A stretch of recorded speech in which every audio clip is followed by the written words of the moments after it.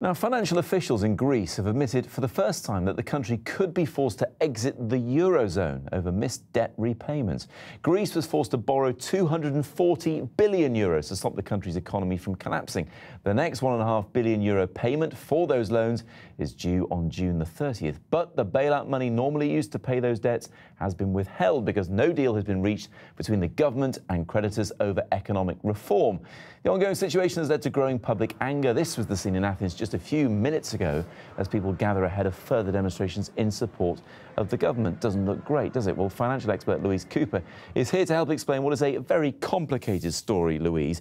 Why can't they make a deal, first and foremost? It seems the two sides are hardening. I mean, one of the big problems was that all the way back in 2010, they should have cut Greece's debt more, but they never did. So the problems now go back to a failure of the first sort of bailout deal.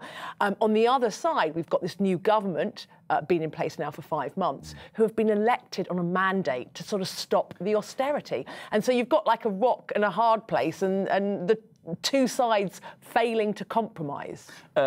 Alexis Tsipras, the Greek Prime Minister, has said only in the past hour that he feels Greece is being punished. They want to, the other parties want to embarrass them in some way. So they, of course, are digging their heels in even more. What does this then mean for us in Britain? The economic impact now and the impact on the banking system is a lot less than it would have been.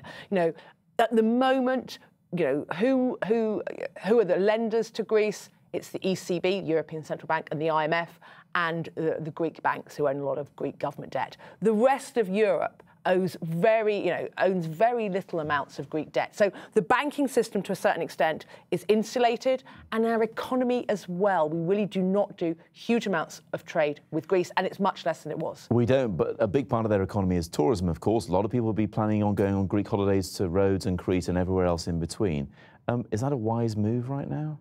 Well, if they do default, then the banking system in Greece will be in chaos. So it's very likely they will instigate capital control. So you won't be able to take much money out of cash machines. Okay. So if you are going, take a load of cash, and the other... A safe amount. Yeah. Well, some way for you to access cash, because the Greek banks may well close. The other thing to be aware of is that, of course, if the banking system in Greece closes down, then Greek businesses may not be able to pay for fuel. So if you're on an island and you're relying on maybe ships or boats to take you back to the mainland, that may not happen, or even flights. So it's best to check with the tour operator or with the Foreign Office exactly what is the current state of play. Briefly, a lot of ifs and buts, of course. But Massive if amounts. in the long term Greece does go back to the drachma, people remember those from their holidays of the past, it could be a lot cheaper to go to. It could be an absolute bargain if, as you say, they default and they reinstate the drachma. Then the value of the drachma will be way below the sort of the euro. So yeah, absolutely.